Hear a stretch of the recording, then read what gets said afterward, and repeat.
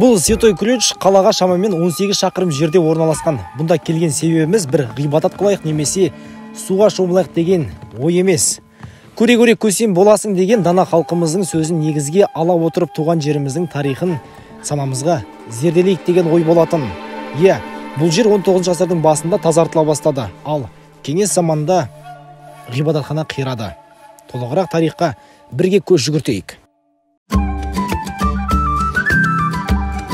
1719 жылы гвардия майоры Иван Лихаревтың басшылығымен Тобольскіден Ертіске экспедиция аттанды. Экспедиция Ресей империясының алыс шептерін жоңғар шапқыншылығынан қорғау үшін сол кездегі белгісіз өзенге зерттеу жүргізу болатын. Ертіс маңы бекіністерін салу және жайластыру мақсатын қойды. Кемелер Абалактан 1288 шақырым жерде орналасқан Семей бекінісіне сәтті жетті. Бұл бекіністің жанында белгішесі бар кеме тоқтады. Содан кейін Лихарев белгішені кемеден алып, Антоний мен Печерский Теодосий ғибадатханасына тапсыруды бұйырды. Кейіннен мұнда Свято-Ключевский православие монастыры пайда болды.